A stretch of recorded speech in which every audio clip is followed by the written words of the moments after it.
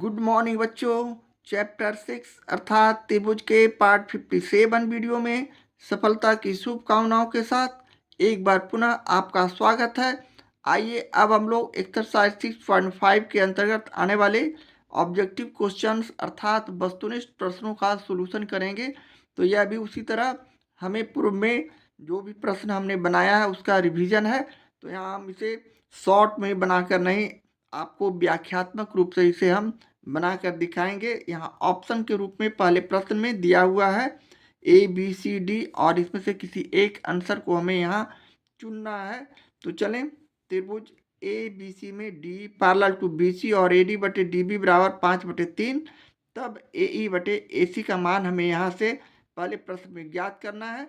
यहाँ हमने डायग्राम के रूप में शीर्ष ए बी सी से एक त्रिभुज बनाकर इसे D parallel to B C, इस तरह ये D parallel to B C है यानी समानांतर एक दूसरे का, जबकि ए डी का दूरी या डी बी का दूरी 5/3 अनुपात में दिया हुआ है। तो हमें अगले स्टेप में ए ई और ई सी का अनुपात ज्ञात करना है। तो जैसे हम लोग पहले बना रहे थे, यानी जो दिया है उसे पहले हम लोग लिखते हैं। चूंकि त्रिभुज ए बी सी में हमें जो जो मालूम है पहले लिख लेते हैं, यानी डी ई समानांतर है बी सी का और ए डी बटे डी बी का अनुपात दिया हुआ है 5/3। तो हमें ज्ञात करना है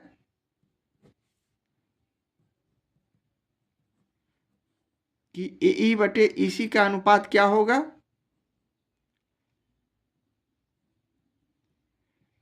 इस तरह कंडीशन के बाद हम पुनः उसी तरह उत्पत्ति में लिखेंगे। यहाँ चूंकि त्रिभुज ए डी ई और त्रिभुज ए बी सी में यहाँ हमारे पास दो त्रिभुज बन चुके हैं, एक ए डी ई और दूसरा बड़ा त्रिभुज ए बी सी।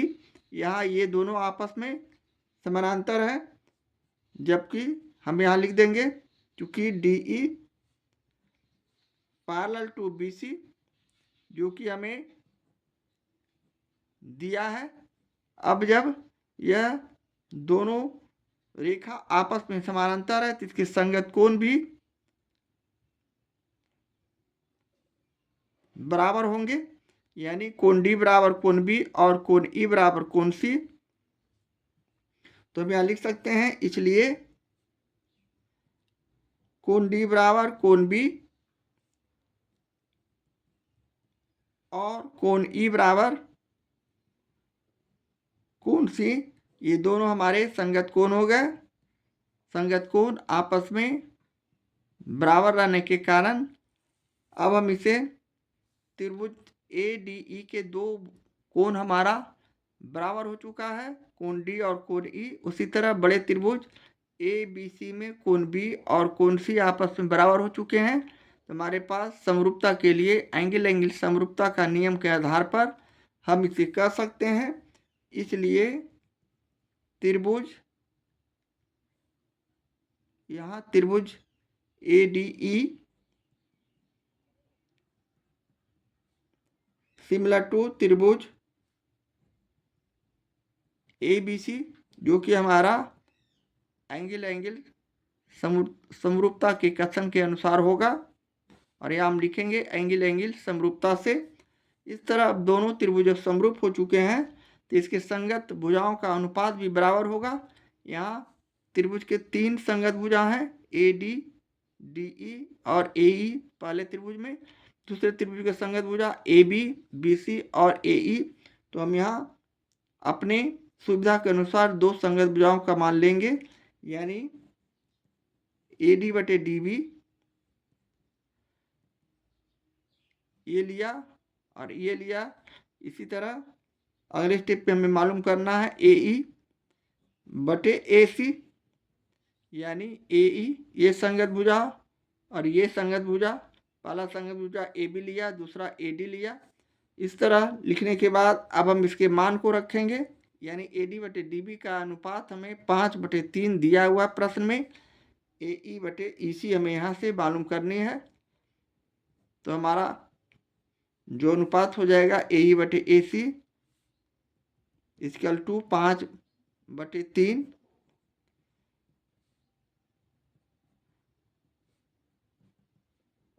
और 5/3 जहाँ हमारे ऑप्शन में आंसर है वह है C, तो हम इस तरह C में सही का निशान लगाकर इस प्रश्नों का सॉल्यूशन करेंगे। इस तरह हम प्रश्न 1 का सॉल्यूशन करते हैं। एक्सरसाइज 6.5 के वस्तुनिष्ठ प्रश्न का ये रहा दूसरा प्रश्न।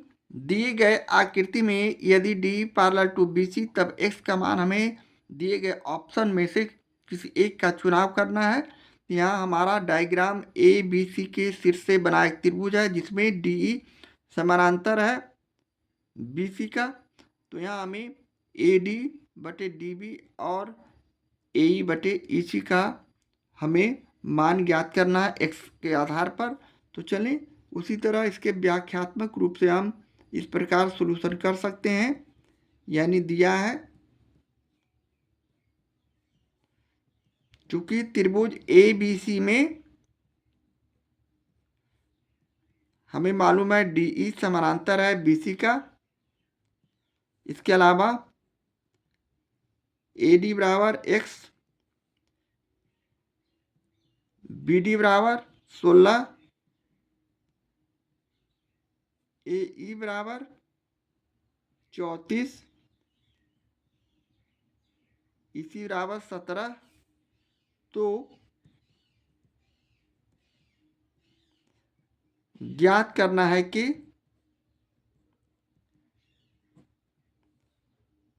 x का मान क्या होगा।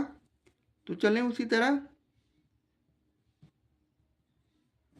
उत्पत्ति में हम यहाँ लिख सकते हैं त्रिभुज ADE और त्रिभुज ABC में, यहाँ त्रिभुज ADE छोटा त्रिभुज और यह ABC बड़ा त्रिभुज में दिया है DE पैरेलल टू BC। अब ऐसी स्थिति में संगत कोण D और कोण B आपस में बराबर होंगे। इसी तरह कोण E संगत कोण और कोण C आपस में बराबर होंगे। तो यहाँ इसे लिखते हुए लिख सकते हैं, इसलिए कोण D बराबर कोण B और उसी प्रकार कोण E बराबर कोण C, जो कि ये संगत कोण है।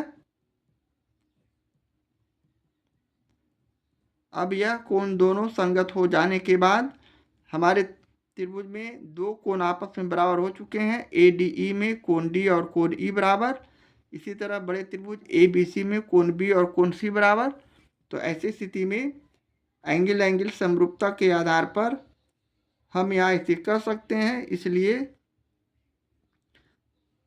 त्रिभुज ADE समरूप है त्रिभुज ABC का, जो कि हमारा एंगल समरूपता के कथन से है।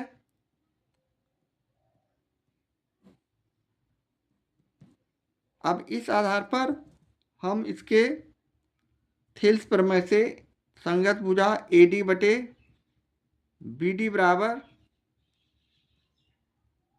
AE बटे EC लिख सकते हैं। अब हम यहाँ इसके मान को रखेंगे। AD का मान प्रश्न में x और BD का मान 16, जबकि AE का मान 34 और EC का मान 17 है। अब इसे हम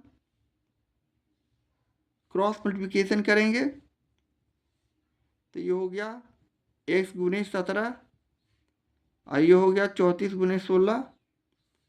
इसलिए यहाँ से हम x इक्वल टू निकाल सकते हैं 34 गुने 16 बटे 17, 17 दूनी 34 यानी 16 दूनी 32 जो आया इस प्रश्न का सोल्यूशन है, आंसर है, अर्थात हमारा ऑप्शन बी जो होगा सही होगा और ये हमारे प्रश्नों का सोल्यूशन है, आंसर है।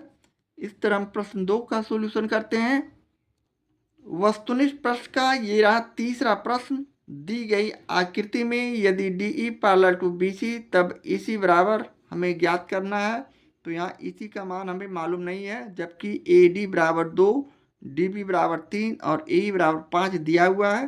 तो चलें इसका भी सोल्यूशन हम व्याख्यात्मक रूप से इस प्रकार कर सकते हैं। यानी दिया है हमें क्या क्या दिया हुआ है, तो त्रिभुज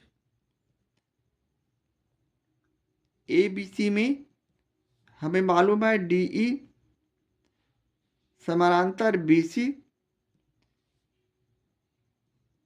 AD बराबर 2 इकाई,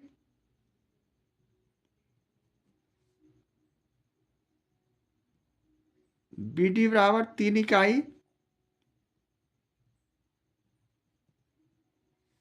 इसी तरह AE बराबर 5 इकाई प्रश्न से हमें मालूम है। तो ज्ञात करना है कि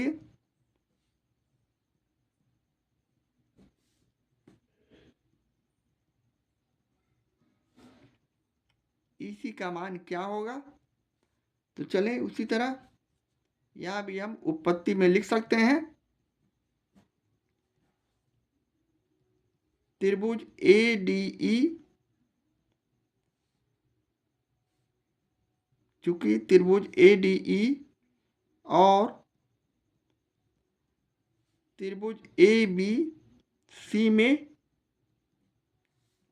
हमें मालूम है DE पैरेलल टू BC, जो कि प्रश्न में दिया है। इसलिए यहाँ से अब हम लोग कोण D और कोण B हमारा संगत कोण हो जाएंगे। इसी तरह कोण E और कोण C भी संगत कोण हो जाएंगे। इसलिए हम लिख सकते हैं, इसलिए कोण D इक्वल टू कोण B और कोण E इक्वल टू कोण C हमारा क्या है, संगत कोण है।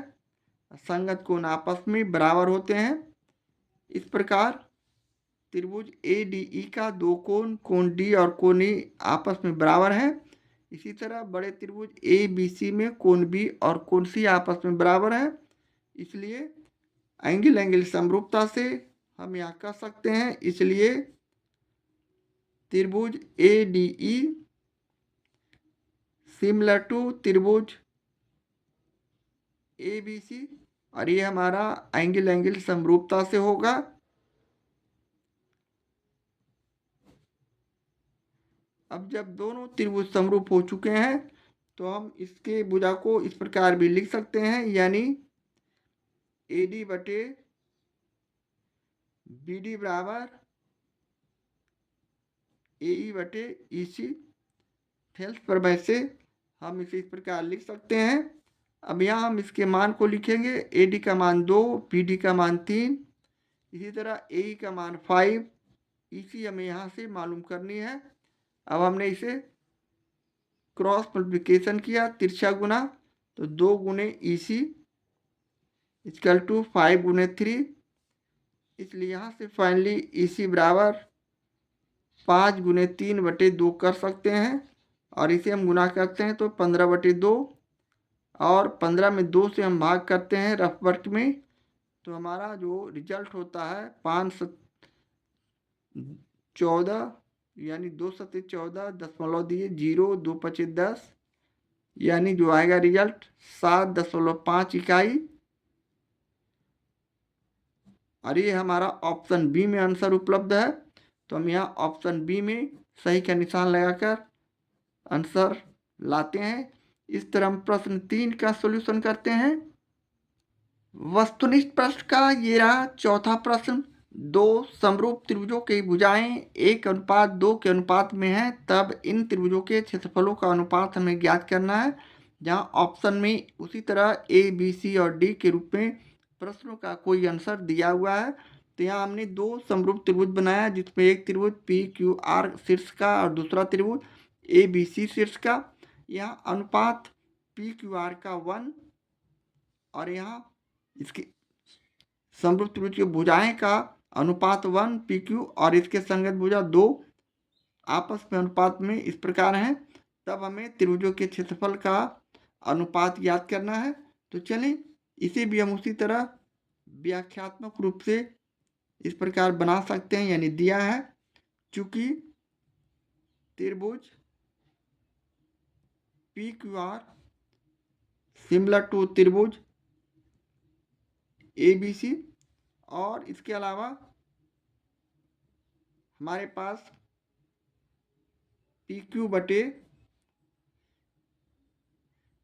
ए बी बराबर 1/2 दिया है। तो हमें ज्ञात करना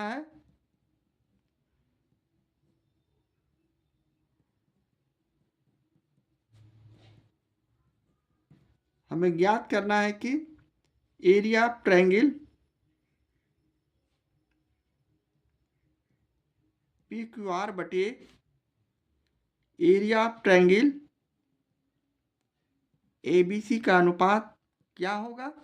तो चलें उसी तरह हम यहाँ भी अपने उत्पत्ति में लिख सकते हैं।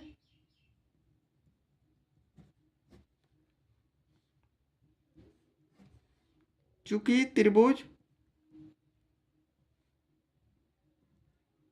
पी क्यू आर समरूप है त्रिभुज ए बी सी का,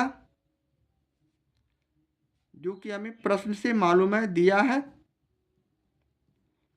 इसलिए क्षेत्रफल प्रमेय से हम डायरेक्ट यहां लिख सकते हैं area of triangle P Q R बटे area of triangle A B C बराबर इसके संगत भुजाओं का वर्ग, यानी हमारा संगत भुजा पी क्यू, ये पी क्यू हो गया और ये ए बी हो गया। तो यहाँ पी क्यू बटे ए बी का स्क्वायर करेंगे। अब यहाँ हमें संगत भुजा का अनुपात पी क्यू बटे ए बी प्रश्न से मालूम है, तो हम इसे यहाँ 1/2 का वर्ग करेंगे, यानी ये हमारा रिजल्ट 1/4 हो जाएगा, जो कि 1:4 हो गया, यानी area of triangle P Q R और बटे area of triangle A B C का अनुपात 1:4 होगा। और यह हमारा ऑप्शन डी में आंसर उपलब्ध है। इसमें हम सही का निशान लगाकर प्रश्नों का सॉल्यूशन देते हैं। इस तरह हम प्रश्न 4 का सॉल्यूशन करते हैं।